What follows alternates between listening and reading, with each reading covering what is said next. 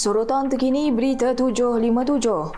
3 ahli keluarga termasuk seorang lelaki berusia 27 tahun maut dalam kemalangan membabitkan sebuah lori dan kereta di kilometer 25 Jalan Hutan Melintang, Bagan Datuk pada Sabtu. Mangsa Muhammad Nasrul Zainal Anwar bersama 2 kanak-kanak disahkan meninggal dunia manakala isterinya parah dan dirawat di Hospital Teluk Intan. Ketua Polis Daerah Bagan Datuk, Superintendent Muhammad Ali Muhammad Jali berkata kemalangan berlaku apabila lori dipercayai memasuki laluan bertentangan sebelum bertembung dengan kereta dinaiki 6 keluarga. Kes disiasat mengikut Seksyen 41-1 Akta Pengangkutan Jalan 1987.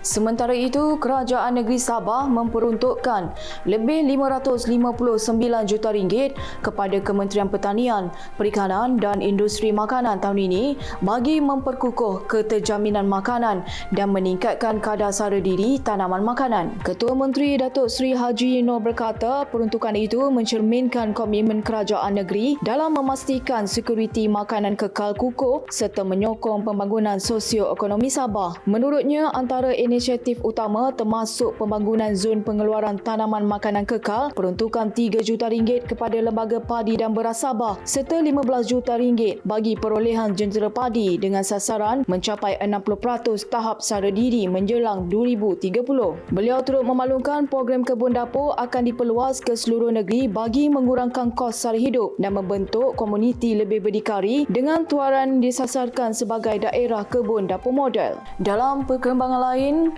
Sultan Sharafuddin Idris Shah menitahkan penyokong bola sepak supaya sentiasa menjaga disiplin, tingkah laku dan adab sama ada di dalam atau di luar stadium bagi memelihara maruah pasukan dan negeri.